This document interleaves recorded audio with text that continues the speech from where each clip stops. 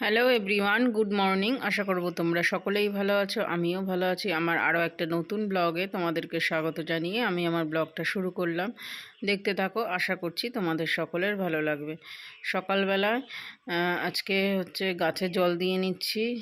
গাছে জল দিয়ে তারপরে জামা কাপড়গুলো একটু কেচে নেব। জামা কাপড় বেশি হয়নি, অল্প কটাই হয়েছে। এখন শীত আসছে, এখন জামা কাপড় একদিনে শুকাবে না, 2-3 দিন লাগবে শুকাতে, যেহেতু শীতের মোটা মোটা জামা কাপড় হয়। তো আমি ওপরে যাই না, তিনতলার ছাদে, আমাদের তিনতলার ছাদ আছে, কিন্তু তিনতলার ছাদে যাই না। আমার উঠতে না আলসেমি লাগে, উঠতেই ইচ্ছা করে না তিনতলার ছাদে। তো তার জন্য এই যে নিচে যে দড়িগুলো আছে ওইগুলোতেই আমি জামা কাপড় মেলে মেলে দিই।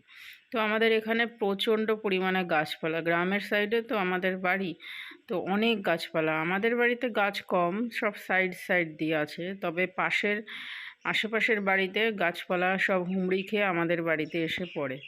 তো তাদের কিছু বলাও যায় না, তাদের ইচ্ছা মতো তারা কাটবে, আমাদের ইচ্ছা মতো তো তারা কাটবে না। আমাদের বাড়ির গাছপালায় একটাও পাতা পড়ে না, সব লোকের বাড়ির গাছপালার পাতা পরিষ্কার করতে হয় আমাদের। তবে আমাদের করতে হয় না, আমাদের কাজের যে হাউস হেল্পার আছে উনিই করেন। কিছু কিছু মানুষ আছে জানো বন্ধুরা, কিছু কিছু মানুষ আছে না, তাদের ব্যবহার এতটাই খারাপ, মানে কি বলবো, তারা ঘাউড়ামি করে। আশেপাশে থাকতে গেলে কিন্তু সবাইকে নিয়ে থাকতে হয়, সবাইকে নিয়ে সবাইকে একসাথে নিয়ে চলতে হয়, কিন্তু কিছু কিছু মানুষ আছে তাদের বললেও শোনে না, তারা এমন একটা নিজেকে নিজে বড় মনে করে। সেদিন যে পনিরটা রেখেছি, ওই পনিরের আজকে পরোটা বানাবো, সেটাই তোমাদের সঙ্গে একটু পরে শেয়ার করব। আর এখন শীতের বেলা না, এখন সকাল সকাল জামা কাপড় কেচে না দিলে না, পরে বেলা হলে শুকাতে যায় না। আর আমি তো বরাবরই শীত গ্রীষ্ম বর্ষা সবসময় আমি সকালে পছন্দ করি জামা কাপড় কাচতে। আর দেখো গোলাপ হয়েছে, এখন শীতের সিজন না, এখন বিভিন্ন বাহারি ফুল হবে, অনেক ফুল গাছ লাগিয়ে দিয়ে গেছে কর্তামশাই, তো ওইগুলো ফুল হবে। আর একটা দুটো গাছ মানি প্ল্যান্টের এই গাছগুলো পড়ে যাচ্ছিলো, তো আমি এই গাছগুলো আবার দড়ি টড়ি দিয়ে ঠিক মতো সেট করে নিলাম। দেখো দেখো এই গাছগুলো কত সুন্দর ফুল ফুটেছে। এইগুলো কিন্তু 12 মাসকালই হয়। তো এই যে পরোটা আর তোমার একটুখানি সস নিয়েছি, পনিরের পরোটা বানাবো। তো চলো কিভাবে বানাচ্ছি সেটাই তোমাদের সঙ্গে শেয়ার করি। তো আটা তো মেখে রেখেছিলাম আগে। পনিরটা আমি কাঁচা পনির, মানে পনির ফ্রিজ থেকে বের করে সেটার মধ্যে তোমার একটুখানি ধনে জিরের গুঁড়ো দিয়েছি, আদা দিয়েছি আর লঙ্কা দিয়েছি, সেটা তোমাদের সঙ্গে শেয়ার করা হয়নি। তো ওটা দিয়ে এমনি লবণ দিয়েছি, দেওয়ার পরে ওটা আমি ভালো করে চটকে নিয়েছি হাত দিয়ে। তো এমনিও করা যায়, আবার তোমার পেঁয়াজ টেয়াজ কুচিয়ে, টমেটো কুচিয়ে ওরকমভাবে ফ্রাই করে তেলের পরে জিরে ফোড়ন দিয়ে ওরকমভাবেও করা যায় পনিরটা। তো আমি কাঁচা পনিরই করেছি। তো যেমন করে কুলি পিঠে করে তেমন করেই আমি, যেমন আলুর পরোটা করে সেরকমভাবে পুরগুলো ভরে নিলাম, দিয়ে তারপরে এরকম শেপ করে নিয়েছি, দিয়ে তারপরে ভালো করে বেললাম। আটা দিয়েই বেলেছি, এই যে বেলছি। তো বেলার পরে তারপরে এবারে একটা একটা করে সেঁকবো। তো শান্ত সকালবেলা ব্রেকফাস্ট করে না, খুব কম। হ্যাঁ, ওর ইচ্ছা মতো, যদি ইচ্ছা হয় তাহলে করবে, না তো করবে না। তো ভালো করে আটা দিয়ে পরোটা মানে লেচিটাকে বেলে নিলাম। বেলে এবারে সাদা তেল তো আমি খাই না, সর্ষের তেল দিয়েই ভাজবো। তো সর্ষের তেল এখন খাওয়াটাই ভালো। আর বরমশাই বলে গেছে একদম সাদা তেল খাবে না, সবসময় চেষ্টা করবে সর্ষের তেল খাওয়ার। তো অল্প একটু সর্ষের তেল নিয়ে তোমার পরোটাটা ভাজবো। আর কি বলো তো বন্ধুরা, সর্ষের তেলে না পরোটা ভালো লাগে না, সাদা তেলেই ভালো লাগে। সবাই তো সাদা তেলেই খায়, আর আমিও তো এতদিন সাদা তেলেই খেয়ে এসেছি। কিন্তু হলে কী হবে, ও বলে গেছে সাদা তেল একদমই কিনবে না। তো তার জন্য আর কিনিনি। তবে ভাজাভুজির ক্ষেত্রে কিন্তু এই পরোটার লুচি এই সমস্ত ক্ষেত্রে কিন্তু তোমার সর্ষের তেলটার থেকে সাদা তেলটাই বেটার আমার মনে হয়। আর এখন ডাক্তাররা বলে ময়দা খেতে না, ময়দার বিস্কুট, ময়দা, তারপরে ময়দার যত যা আইটেম আছে, ময়দা আর চিনিটা সব খেতে বারণ করে, লবণ এই সমস্ত খেতে বারণ করে। তো তার জন্য আমিও এখন ময়দাটা খুব একটা খাই না। তো যাই হোক, এদিকে পরোটা করে নেব, দিয়ে তারপরে তরকারি আজকে কিছু করব না, তরকারি ওই পরোটা সস দিয়েই খেয়ে নিলাম।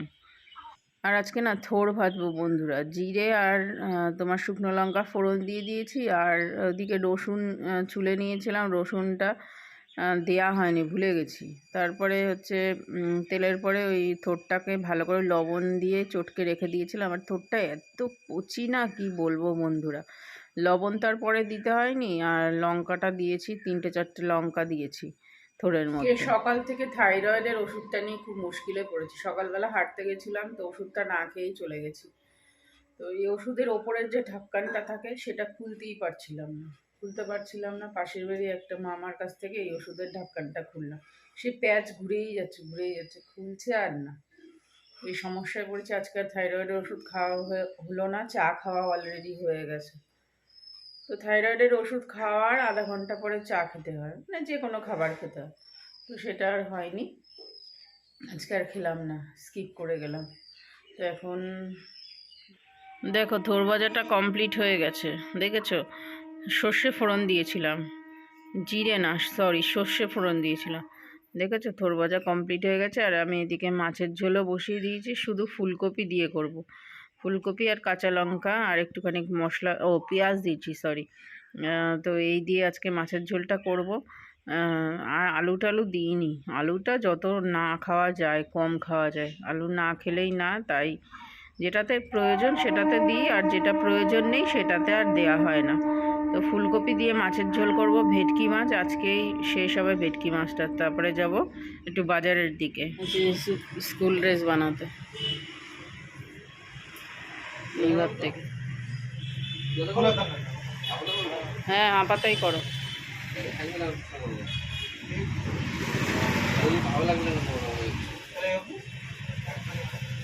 জামা একটু ইসেই ভালো, ওটা তো গেঞ্জি, গেঞ্জি ওরকম ঠিক আছে।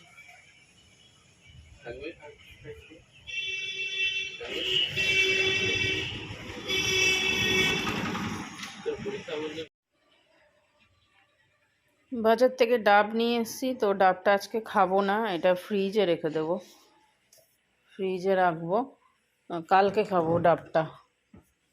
আর এখন বেলা হয়ে গেছে, এখন 2:15 বাজে, এখন আর খাবো না।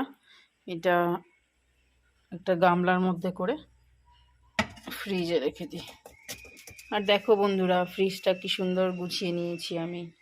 এখানে সব মশলা টশলা রেখেছি, মশলা বলতে এই ডাল ফাল যত যা কিছু আছে। এখানে সসের সব বোতল, এখানে সানের ক্যানগুলো রয়েছে, এই এরকমভাবে গুছিয়েছি।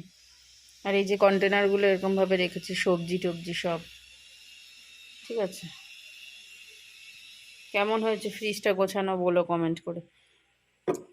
আর এখানে মাছ আছে, পুরো এটা ডিপ ফ্রিজ, এটা পুরোটাই ডিপ ফ্রিজ। ঠিক আছে, পড়লো ঝম করে।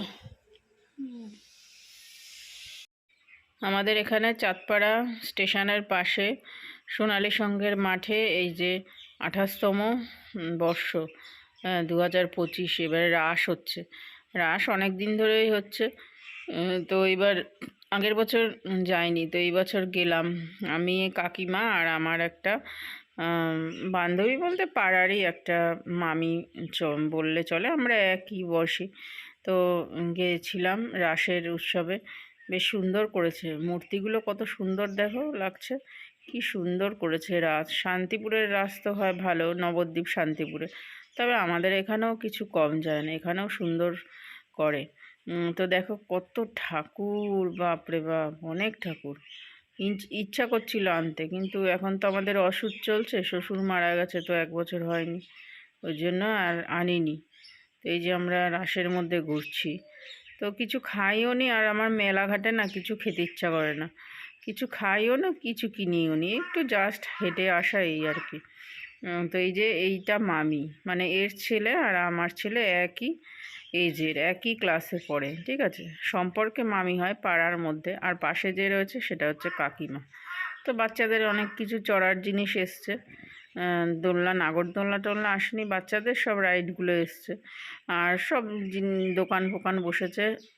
তো আমরা বললাম না কিছু খাইনি, ভাল লাগছিল না খেতে, আর এত পরিমাণে ভিড় ছিল, দিনটা ছিল রবিবার, তো রবিবারে এত ভিড় ছিল, মানে কি বলবো, ঢোকারই জায়গা ছিল না, এরকম এত গিজগিজে ভিড় ছিল।